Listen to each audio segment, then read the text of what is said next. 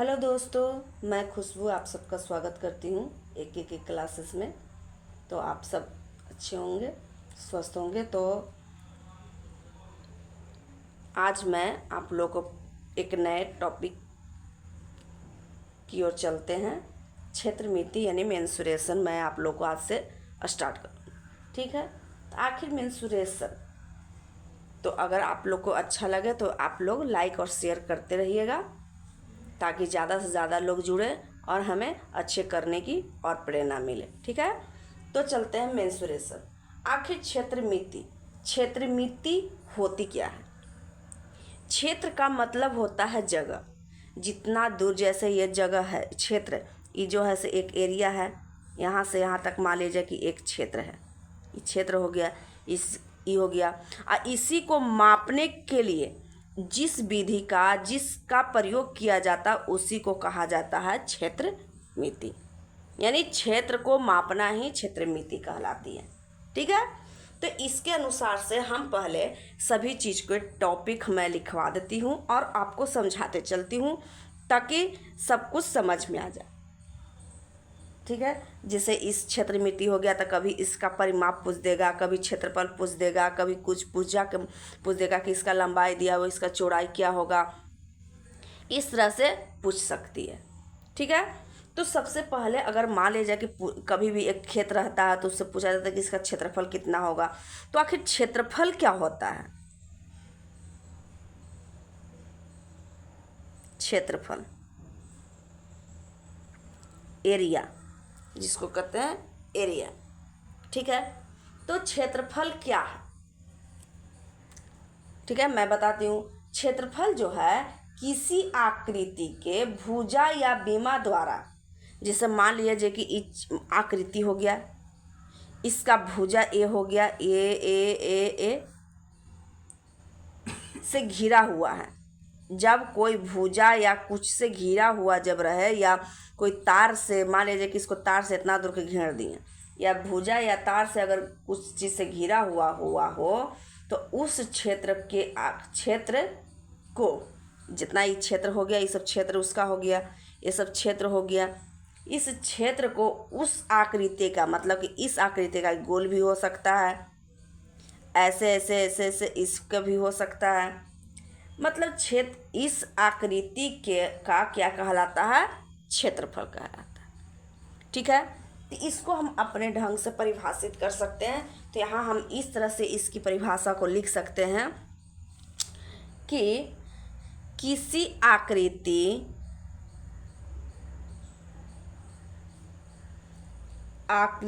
की भुजाओं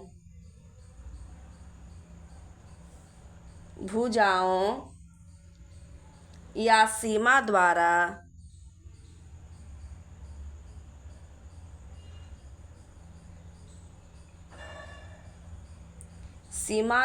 घिरे हुए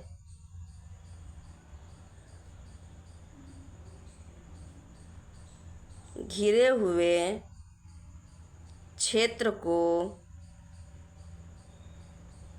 उस आकृति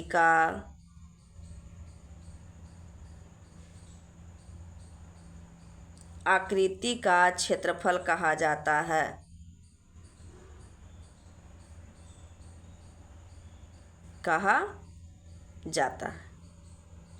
ठीक है। जैसे ये आकृति हो गया, इसके अंदर इस सीमा हो गई, चारों तरफ से घिरा हुआ है, ये इसका क्षेत्रफल हो गया। ये हो गया, इसके अंदर ये क्षेत्रफल हो गया, फिर ये हो गया, ऐसे हो गया, इसके अंदर ये क्षेत्रफल हो गया। मतलब कि जिसके कोई भी चारों तरफ से घिरा हुआ है और उसके बीच के भाग को या क्षेत्र को, उसका हम क्या कहते हैं? क्षेत्रफल कहते हैं, ठीक है। एक चीज़ और इसमें नोट में लिखिए कि कभी भी, नोट में मैं लिखा देती हूँ, क्षेत्रफल को हम वर्ग सेंटीमीटर, वर्ग फुट, सब वर्ग के रूप में आता है। नोट, इसका इकाई, किसका? क्षेत्रफल का इकाई, इसका इकाई वर्ग सेंटीमीटर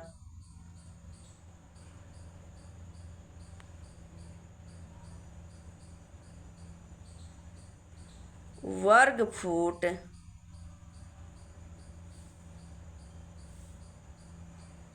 वर्ग मीटर होता है।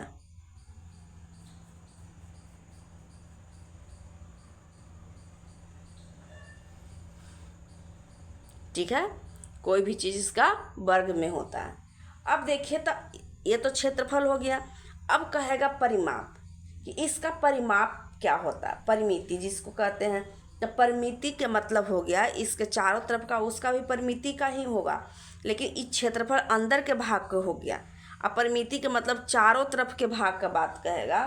तो इसका परिमिति को हम किस तरह से परिभाषित कर सकते हैं, कि जब किसी समतल आकृति, जैसे इस समतल आकृति हो गई, ये आकृति समतल है, इस समतल आकृति की सीमा की लंबाई, जैसे इस सीमा है यानी या भुजा की लंबाई कह सकते हैं, किसी भी समतल आकृति के भुजा की लंबाई को उस आकृति का परिमाप करते हैं। मतलब चारों तरफ के मान निकालना है कि उसका लंबाई कितना हो गया, उसका कितना उसका लंबाई हो गया। ठीक है, यानी चारों तरफ के मान निकालने के लिए रहता है, उसको हम क्या कहते हैं, परिमिति कहते हैं। तो परिमिति क्या है,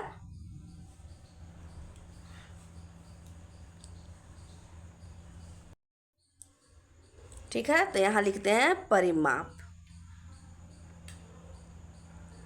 परिमिति।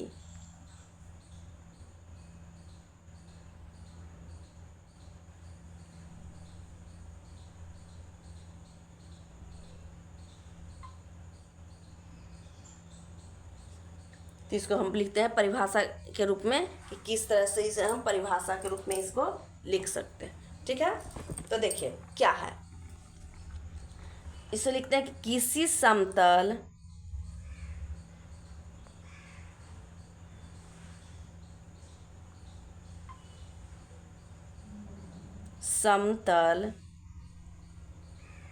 किसी समतल आकृति की सीमा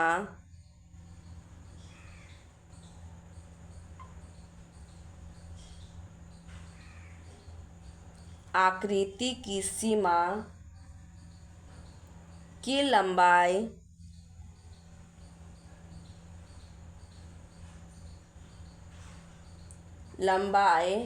को उस आकृति का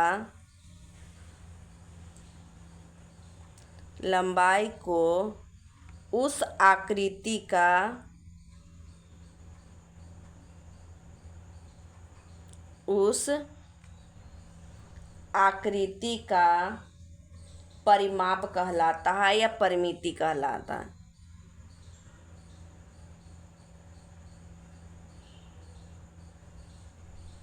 परिमाप कहलाता है।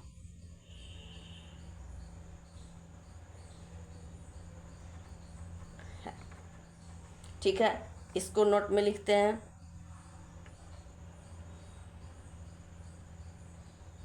परिमाप की इकाई लंबाई के मान के बराबर होता है।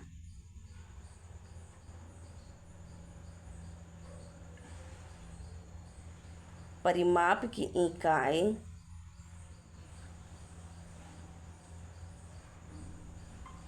लंबाई के मान के बराबर होता है, मतलब कि सेंटीमीटर, वर्ग मीटर, यहाँ वर्ग मीटर ये सब नहीं होकर सिर्फ सेंटीमीटर हो जाएगा, मीटर हो जाएगा, जिसका इसका मान जैसे 5 सेंटीमीटर, बस इसका परिमाप हो गया। ठीक है, तो लंबाई के मान के बराबर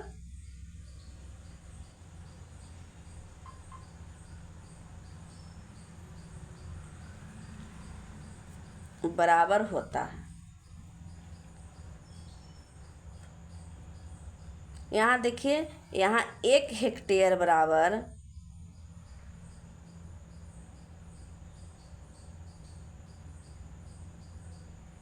1000 मीटर होता है, 4 इतना मीटर। ठीक है, 10,000, और यहाँ 1 एयर बराबर 100 मीटर स्क्वायर। तो यहाँ तक आप लोग को समझ में आ गया कि क्षेत्रफल क्या है और परिमिति क्या है, यानी परिमाप क्या है क्षेत्रमिति में। अब देखिए कि अब चलते हैं अपने टॉपिक में। इसमें इतना तो आप लोग को समझ में आ गया होगा। अब इसमें कई पार्ट्स होते हैं, जैसे त्रिभुज और कई चीज़ें हैं, चतुर्भुज, ये सब क्षेत्रफल फिर हो जाएगा, उधर वृत्त, ये सब धीरे धीरे करके हर टॉपिक को हम कवर करते जाएंगे और क्वेश्चन बनाते जाएंगे। इस पर कुछ क्वेश्चन बनाते जाएंगे ताकि आप लोग को समझ में आ जाए। ठीक है, तो सबसे पहले तो मैं आप लोग को थ्योरी ही बताऊंगी, उसके बाद मैं क्वेश्चन सॉल्यूशन करूंगी। ठीक है, तो सबसे पहले मैं त्रिभुज लेकर चलती हूँ और इसके बारे में, इसके परिभाषा, सूत्र सब मैं लिखवाते जाऊंगी और उसके बाद मैं क्वेश्चन बताऊंगी ताकि आप लोग को अच्छे से समझ में आ जाए। तो यहाँ देखिए त्रिभुज,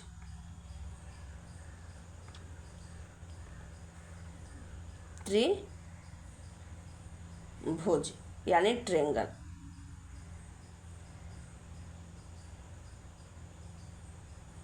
ठीक है, अब देखिए आखिर त्रिभुज क्या होता है। तो त्रिभुज जो होता है, त्रि के मतलब तीन, अब भुज के मतलब भुजा, यानी तीन भुजा से घिरे हुए क्षेत्र को क्या कहते हैं, तीन भुजा, मतलब तीन को भुजा होना चाहिए। इसका मतलब ये नहीं कि एगो एने से भुजा, एगो एने से भुजा, एगो एने से भुजा, ये त्रिभुज हो गया, नहीं। तीन भुजा के मतलब तीन भुजा से घिरे हुए क्षेत्र को, यानी एक दूसरे के बिंदु पर उसको मिलना चाहिए, एक कॉर्नर दूसरे कॉर्नर से मिलना चाहिए, चाहे वो ऐसे हो या फिर ऐसे हो, कुछ भी हो, लेकिन तीनों जो हो एक कॉर्नर से दूसरे कॉर्नर में मिलना चाहिए, वही हो जाता है हमारा क्या, त्रिभुज।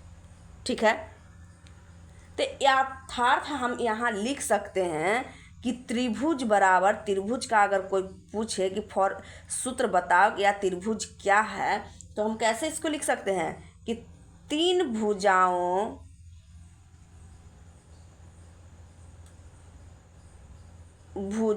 से घिरे समतल क्षेत्र को त्रिभुज कहते हैं,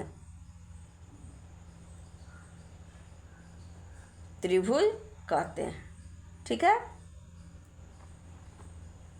ऐसे हम इसको परिभाषा के रूप में लिख सकते हैं कि तीन भुजाओं, जैसे यहाँ से तीन भुजा हो गया, एक भुजा, दो भुजा, तीन भुजा, यानी ए बी एक हो गया, बी सी एक हो गया और सी एक हो गया।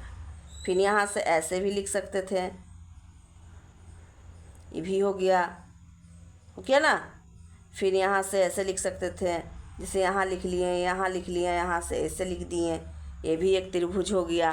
माने तीनों भुजा एक दूसरे के बिंदु पर मिलना चाहिए, यानी भुजा से घिरा हुआ रहना चाहिए। ठीक है, अब देखिए, अब इसके प्रकार की ओर चलते हैं, ताकि त्रिभुज के कितने प्रकार होते हैं। तो भुजा, इसके कई आधार पर इसका भेद है, कई आधार पर, जैसे भुजा के आधार पर, कोण के आधार पर, इस तरह से इसको कई भागों में बांटा गया है। तो सबसे पहले हम यहाँ लिखते हैं भुजा के आधार पर,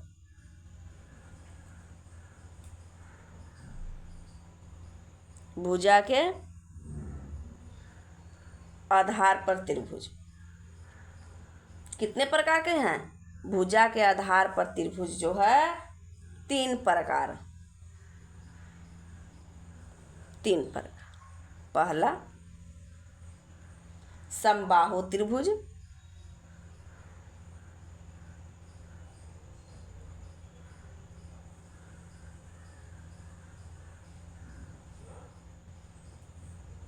दूसरा विषमबाहु त्रिभुज,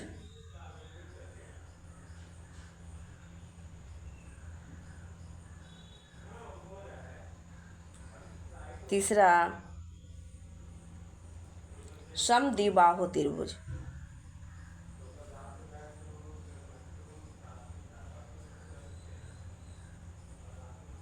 बाहु त्रिभुज। ठीक है। ये 3 इसके भेद होते हैं, किसके आधार पर? भुजा के आधार पर। तो पहले मैं इस सब को मैं पढ़ा देती हूँ, इसके बारे में बता देती हूँ कि समबाहु त्रिभुज क्या है। पहला पॉइंट क्या है? समबाहु त्रिभुज।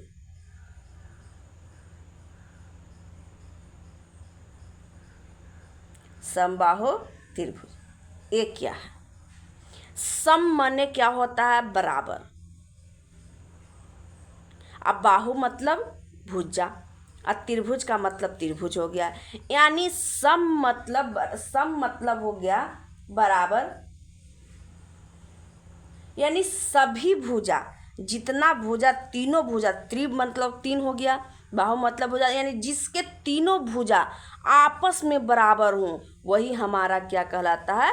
समबाहु त्रिभुज। सम मतलब बराबर, बाहु मतलब भुजा। ठीक है। देखिए तो हम कैसे करते हैं, इसको हम परिभाषा लिख देती हूँ मैं। समबाहु त्रिभुज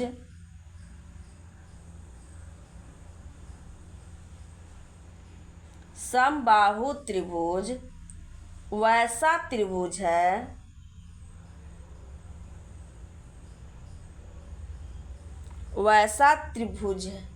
त्रिभुज जिसका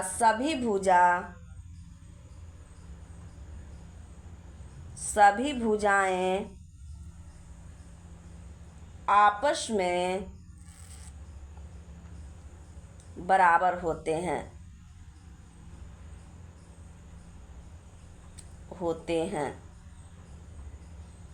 तथा प्रत्येक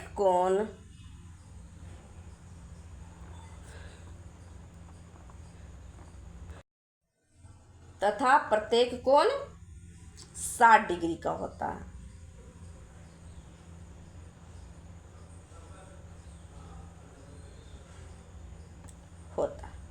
जैसे यहाँ ये त्रिभुज बन गया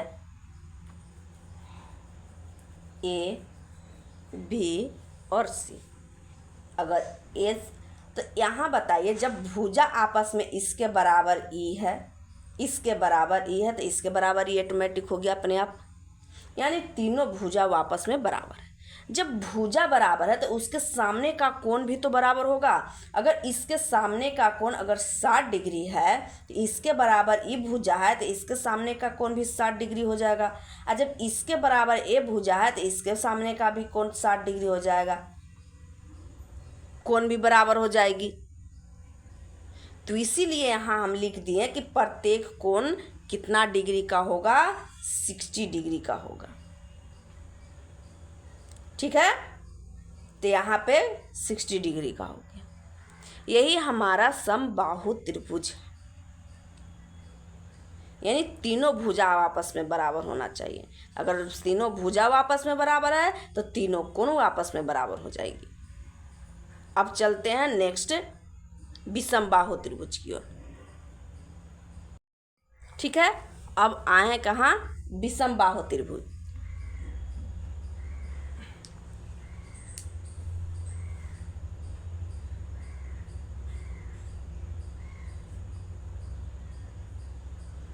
विषमबाहु त्रिभुज ये क्या है? विषमबाहु त्रिभुज क्या है, इसके बारे में मैं आप लोग को बताती हूँ। विषम माने अलग अलग, यानी वैसा त्रिभुज जिसका कोई भी भुजा आपस में बराबर ना हो, कोई भी भुजा आपस में बराबर ना हो। विषम माने अलग अलग। ठीक है। तो यहाँ लिख सकते हैं कि वैसा त्रिभुज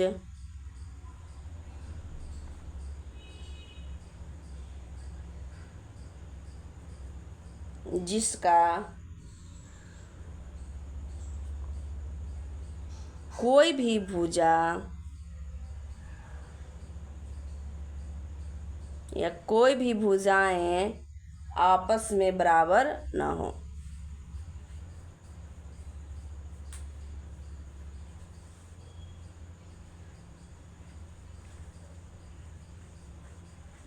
ना होता है। ठीक है, आपस में क्या हो, बराबर ना हो। जैसे मान लिया जाए कि इस तरह से त्रिभुज है, मान लिया जाए कि यहाँ से एक खींच दिए, यहाँ से ऐसे खींच दिए, यहाँ है, और यहाँ से ऐसे खींच दिए। ठीक है, ये ए हो गया, बी हो गया, 80 हो। ठीक है, ये भी एक त्रिभुज है, लेकिन आपस में इसके ना इसके बराबर ए भुजा है, ना इसके बराबर ए भुजा है, यानी A B is equal to not B C is equal to not A C, यानी तीनों की भुजा बराबर नहीं। ठीक है, इसी को क्या कहते हैं, विषम बाहु त्रिभुज। अब आ जाता है समद्विबाहु त्रिभुज की बात। थर्ड, तीसरा समद्विबाहु त्रिभुज।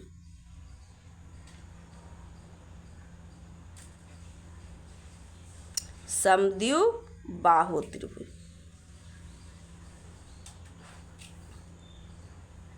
ठीक है।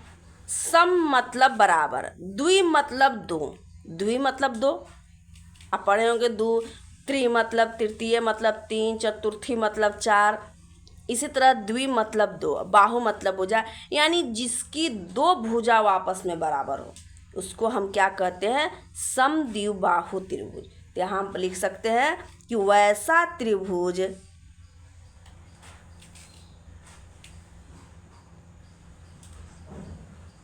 जिसकी कोई दो भुजा, कोई दो भुजाएं अब आपस में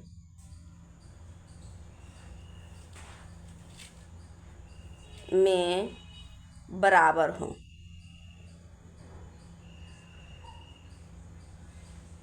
क्या कहलाता है, समद्विबाहु त्रिभुज कहलाता है।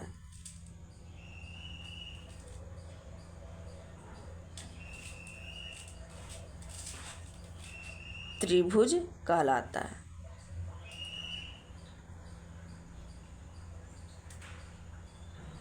ठीक है, समद्विबाहु त्रिभुज कहलाता है। अब देखिए, जैसे यहाँ पे हम मान लिया जाए कि ई खींचे, इसके बराबर ई है, ये दोनों बराबर नहीं है, मतलब ए बी बराबर A C is equal to not B C. ठीक है, यानी उसके बराबर नहीं। ये हो गया हमारा समद्विबाहु त्रिभुज। अब इस पे कई फार्मूले हैं, जो फार्मूला मैं आप लोग को लिखा दूंगी, उसके बाद मैं कोण के आधार पर मैं बताऊंगी कि वह कितने प्रकार के। ठीक है, सबसे पहले इसका कुछ फार्मूला है जो मैं आप लोग को लिखा देती हूँ। तो यहाँ फार्मूला यानी सूत्र यहाँ लिख देती हूँ। सूत्र पहला, समबाहु त्रिभुज का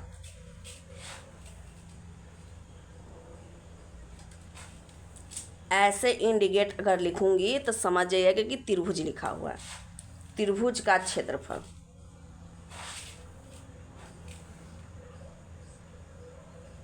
बराबर क्या होता है, √3/4 गुने भुजा स्क्वायर। सेकेंड, समबाहु त्रिभुज की भुजा बराबर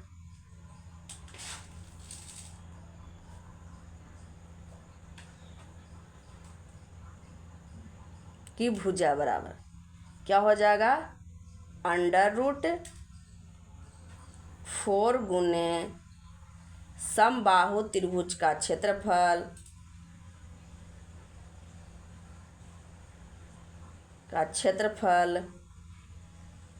बटा √3। ठीक है।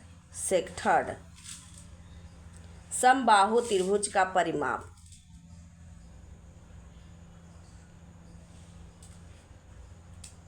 आप लोग फॉर्मूला को हमेशा याद रखिएगा, तभी क्वेश्चन यहाँ बनेगी, वरना कभी नहीं बनेगी। ठीक है। 3 गुने भुजा। ठीक है। चौथा क्या है, यहाँ तक भुजा निकल गया। अब आता है समबाहु त्रिभुज की ऊंचाई। अगर भुजा पूछ देगा, परिमाप दिया हुआ रहे तो यहाँ से हम निकाल सकते हैं।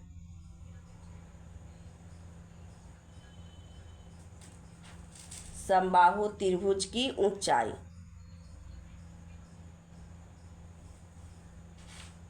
बराबर क्या होगा, √3/2 गुने भुजा। ठीक है। यहाँ से अगर भुजा दिया हुआ तो ऊंचाई भी ज्ञात कर लेंगे, ऊंचाई अगर नहीं दिया हुआ तो भुजा से हम ऊंचाई ज्ञात कर लेंगे। पाँचवा,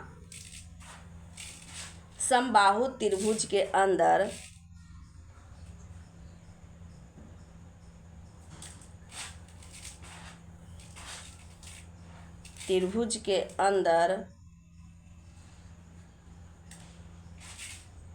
बने वृत्त की त्रिज्या ज्या बराबर a/2√3। जैसे यहाँ एक समबाहु त्रिभुज दिया, यहाँ वृत्त बन गया, यहाँ से ही त्रिभुज बना हुआ है, ऐसे बना हुआ रहेगा त्रिभुज, ऐसे रहेगा, समझ जाइए कि ऐसे त्रिभुज दिया हुआ रहेगा। ठीक है। अब देखिए छठा, समबाहु त्रिभुज। ठीक है। तो अब चलते हैं नेक्स्ट सूत्र की ओर। अब मान लीजिए कि वृत्त अंदर है त्रिभुज के अंदर, तो वृत्त बाहर, वृत्त के त्रिभुज के बाहर भी वृत्त हो सकती है, वृत्त के अंदर त्रिभुज हो सकती है। तो हम क्या करेंगे, अगर समद्विबाहु त्रिभुज रहे तो, समबाहु त्रिभुज रहे तो, यहाँ पे फिगर गलत बन गया है, समबाहु त्रिभुज में ऐसे हो जाएगी, समबाहु त्रिभुज बराबर भुजा लेंगे। ठीक है, बराबर भुजा, उसके बाद ए वृत्त बनाएंगे, ए हो जाएगी, ये गलत है। ठीक है। अब देखिए छठा, समबाहु त्रिभुज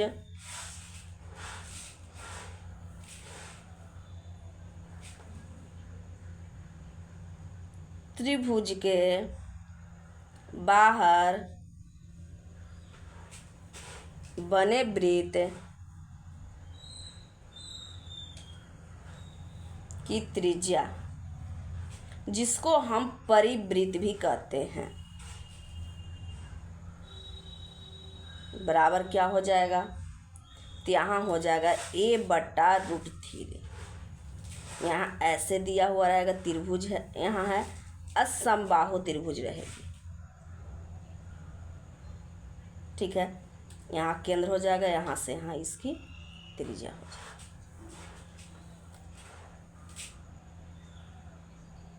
अगर इसी में अगर परित्रिज्या में अगर गुणनफल दिया हुआ हो, क्षेत्रफल दिया हो, त्रिज्या का मान पूछ दे, तब हम क्या करेंगे, तो यहाँ 7वां हो जाएगा इसी में।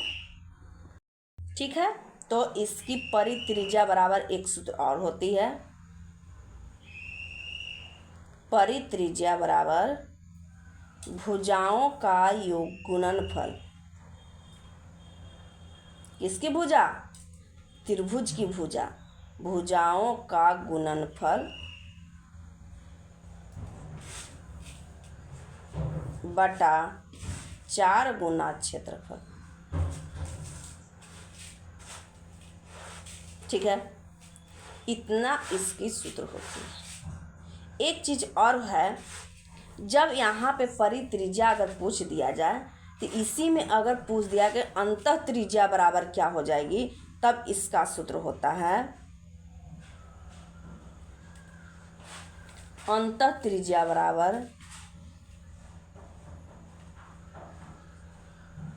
अंतर मतलब अंदर, अंदर की त्रिज्या बराबर हो जाता है क्षेत्रफल बटा अर्ध परिमाप।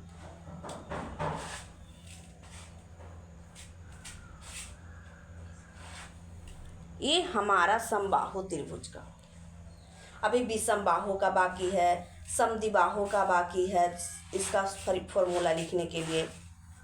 तो इतना मैं लिख दी हूँ। कोशिश करूँगी कल सबका फॉर्मूला दोनों का लिखाकर उसके बाद क्वेश्चन बताने की कोशिश करूँगी। नहीं तो पहले समबाहु त्रिभुज पर क्वेश्चन मैं आप लोग को बता दूँगी और फिर मैं विषम बाहु त्रिभुज का क्वेश्चन लाकर मैं आप लोगों को समझाऊँगी। तो आज के लिए इतना ही, फिर मिलते हैं नेक्स्ट क्लास में। धन्यवाद। अगर वीडियो अच्छा लगे तो लाइक कीजिए, शेयर कीजिए ताकि हमें भी अच्छे करने की प्रेरणा मिले। Thank you.